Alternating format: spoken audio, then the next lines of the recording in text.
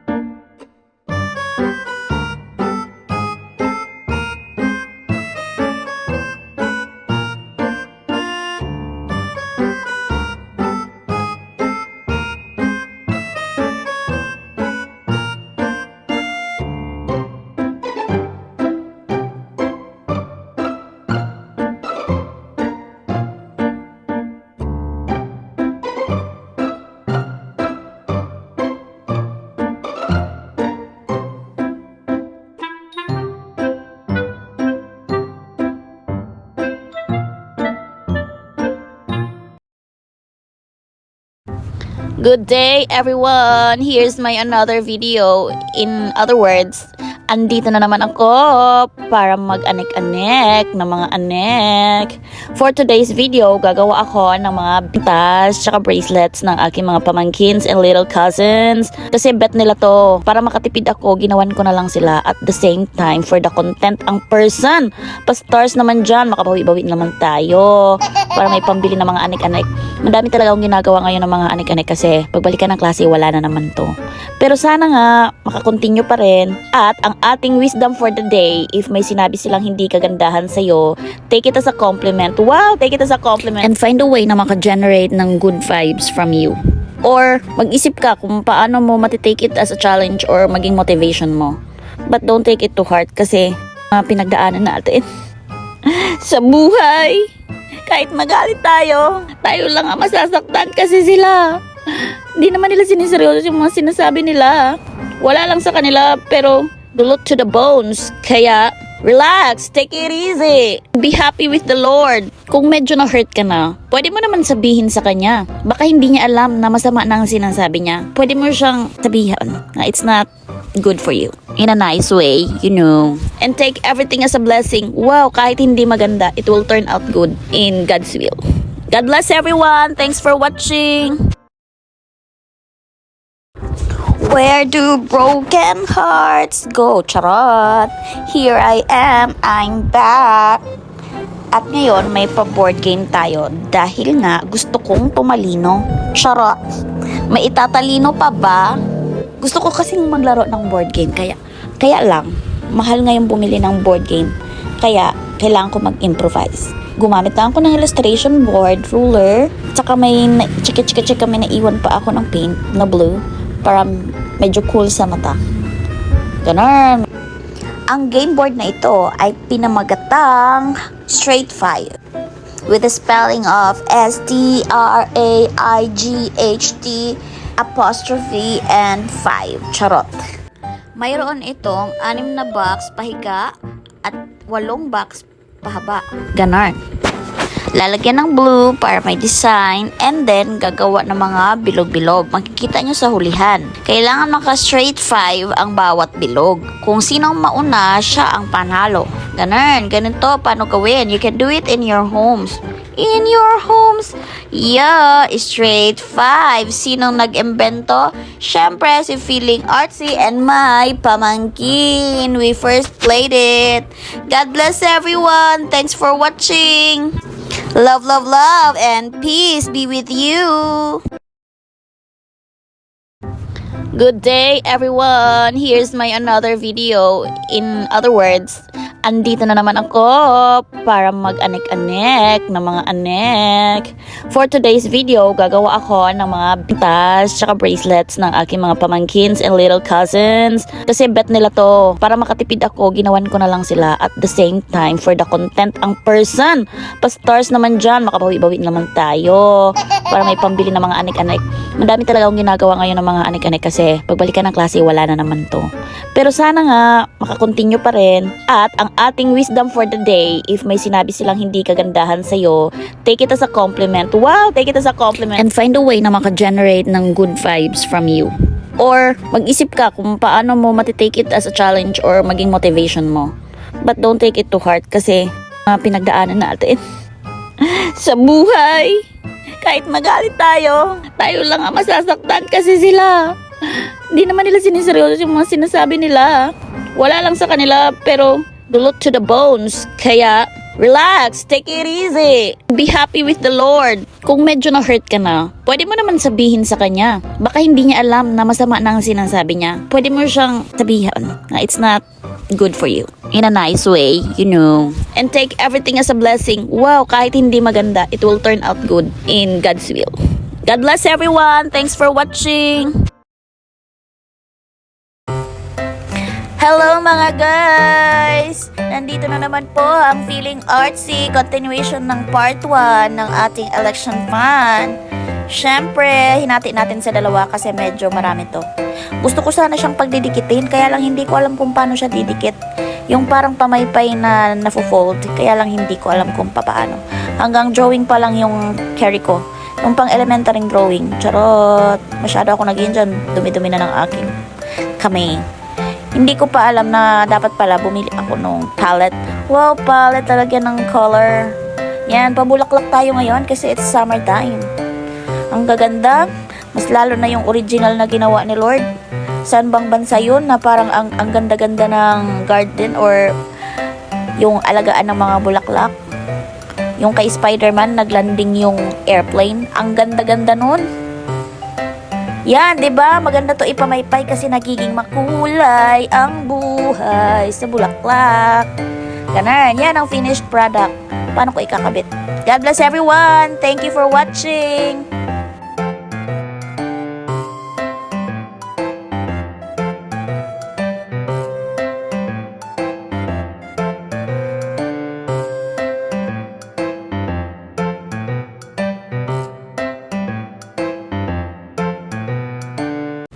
Hi mga guys! Welcome back to me! Here's my another video using acrylic paint for the first time. Ganito pala ang feeling. Yan, ganyan. Hay nako, habang nagvo-voice over ako, pinag-iisipan ko kung hanggang saan aabot ang trip ko. Explore, explore! Pag ginalo mo pala ang red, yellow, and black, magkakaroon ng color brown. First time, ang puno kasi, parang si Lord. Pag humiwalay tayo sa puno, mawawalan tayo ng life, katulad ng dahon. Pag umiwalay siya sa puno, mawawalan na siya ng life, malalanta siya. Kaya ito ang napili ko.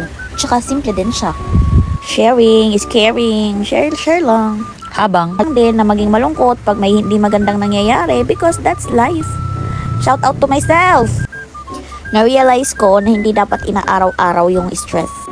Isang beses lang to, kaya dapat i-enjoy ko na. Tsaka hindi ko na masyadong mamadaliin ang life ko. Minsan tingin natin hindi maganda yung situation, pero tignan nyo yung painting. Pag binago ko yung angulo or tinignan natin sa ibang angulo, maganda pala siya. Sa ibang angulo hindi maganda. Kaya mas piliin natin yung angulo na maganda, di ba? Thanks for watching! Hello everyone! Welcome back to my Anek Charot. Pas muna tayo sa mga drama sa buhay and let's make a maze because ang buhay ay parang Quiapo. Charot. Kung hindi ka mag-chot-chot-channeling, maaagawan ka. Charot. Charot, charot! Gagawa ako ng maze kasi naisip ko dapat double purpose. May pag-games na ako, may pa-artwork pa ako. Diba? Wow. Para naibigay ko sa pamangkin ko after and they love it. Hinati ko lang sa 3 yung videos kasi this is part 1. Kasi para enjoy, para sulit.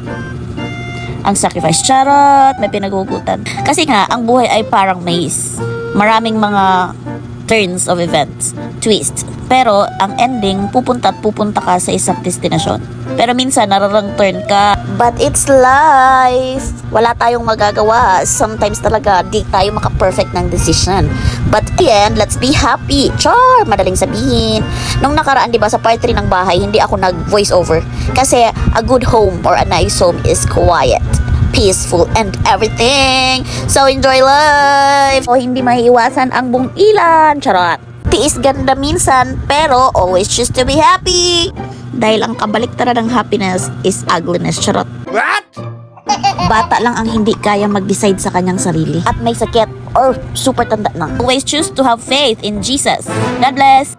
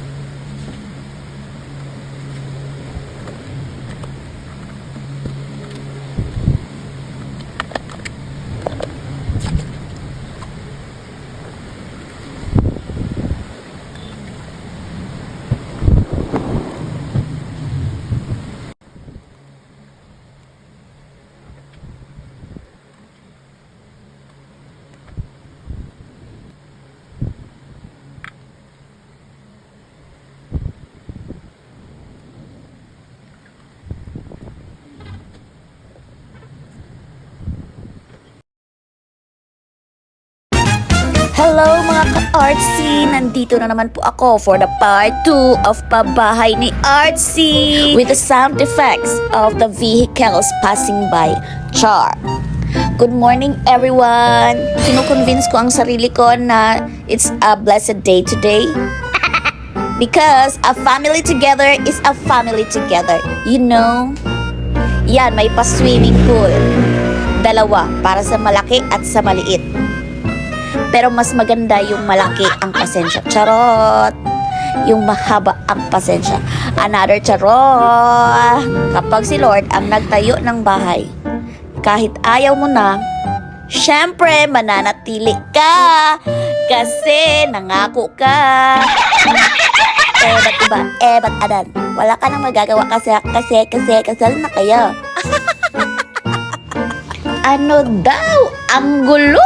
Parang ang isip ko! Ba't adan? Ba't adan? Feel na feel! Siyempre, kay Lord ka nangako, till death do us part. So help me God, yun ay yung pangako. Kaya kailangan mong tuparin kahit hindi sa tao, para na lang kay Lord. Kaya, blessed is the home na naniniwala kay Lord Jesus. God bless everyone.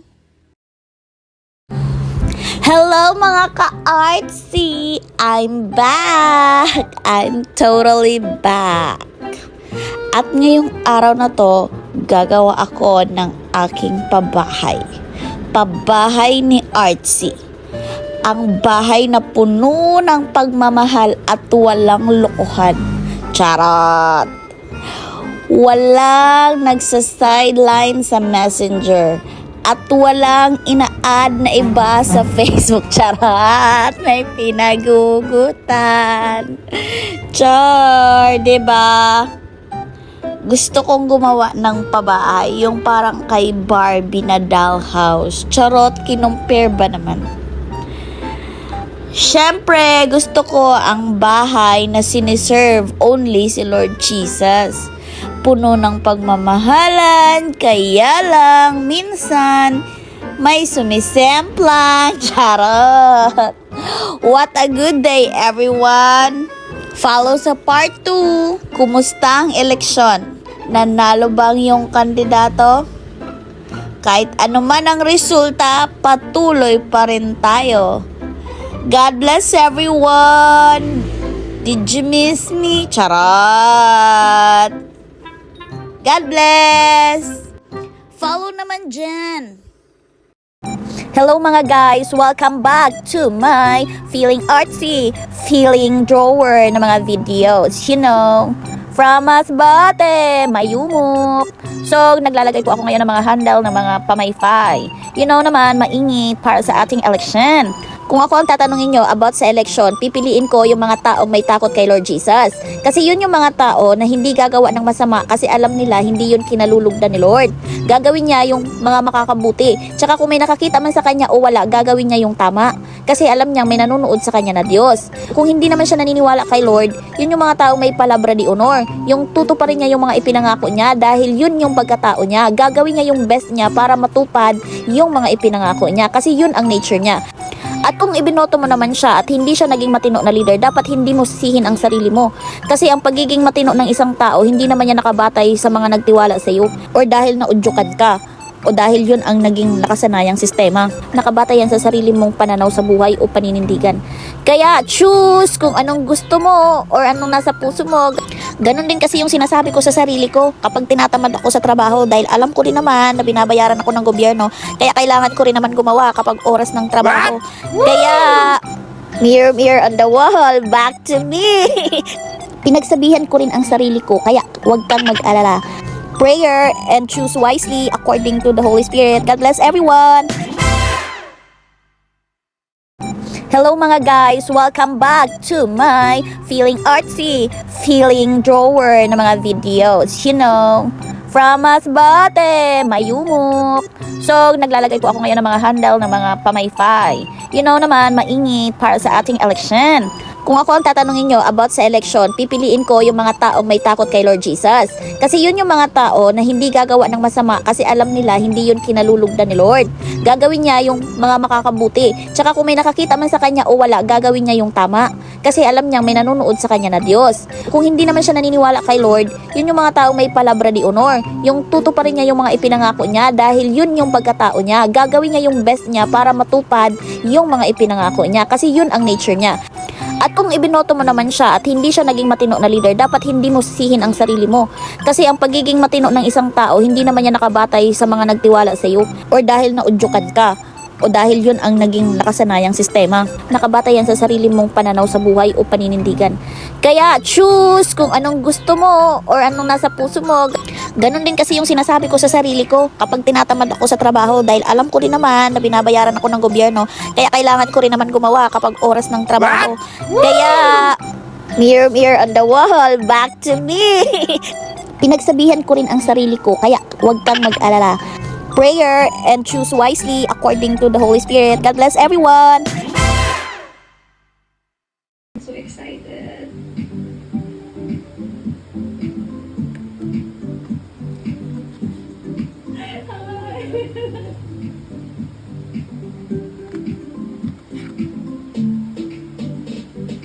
The others are game designer and learning. Oh?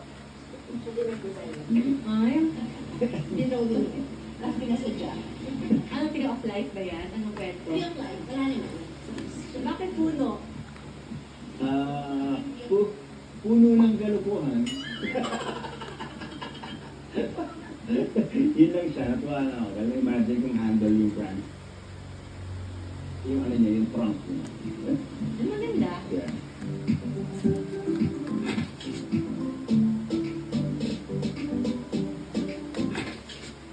Basta nakaluto Oo, para nakaka... Tapos pagkain walang tubig, dito ka na maliligo. Hirap. Nakaganon ka.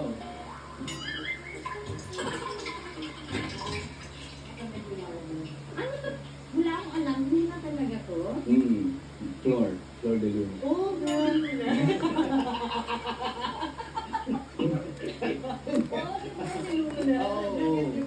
Wow. Big deal. Oh my gosh. Hello mga guys! Nandito na naman po ang Feeling Artsy, continuation ng part 1 ng ating election fund. Siyempre, hinati natin sa dalawa kasi medyo marami to. Gusto ko sana siyang pagdidikitin, kaya lang hindi ko alam kung paano siya didikit. Yung parang pamaypay na nafo-fold, kaya lang hindi ko alam kung paano. Hanggang drawing pa lang yung carry ko. Yung pang elementary drawing. Charot! Masyado ako naging dyan. Dumi-dumi na ng aking kamay. Hindi ko pa alam na dapat pala bumili ako nung palette. Wow, palette talaga ng color. Yan, pabulaklak tayo ngayon kasi it's summertime. Ang gaganda. Mas lalo na yung original na ginawa ni Lord. Saan bang bansa yun na parang ang ganda-ganda ng garden or yung alagaan ng mga bulaklak. Yung kay Spider-Man, naglanding yung airplane. Ang ganda-ganda nun. Yan, 'di ba? Maganda 'to ipamaypay kasi nagiging makulay ang buhay sa bulaklak. Ganun, yan ang finished product. Paano ko ikakabit? God bless everyone. Thank you for watching.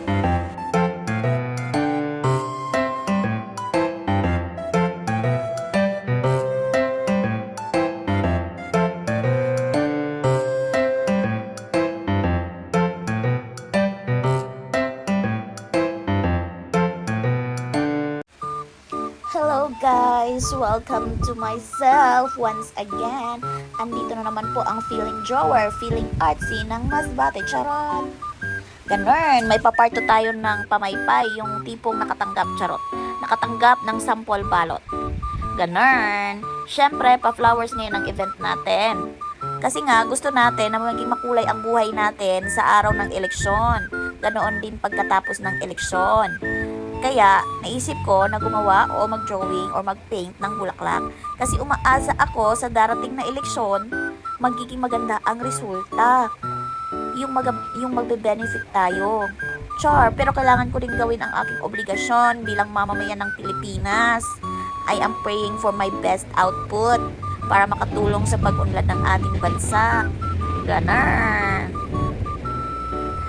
Hinati ko to sa dalawa kasi medyo marami pala yung nagawa ko para sulit naman. 'Di ba? May pa-confusing pa, ganun din sa pagboto. Litong-lito kung sinong iboboto. May pa-erase-erase, may pa-dagdag bawas, may pa-bago-bago, may pa-tulala effect. Pero syempre, boboto at boboto pa rin tayo for the best. 'Di ba? Nasa atin ang ating mga ballpens. God bless everyone. Always remember, Jesus loves us. Thanks for watching.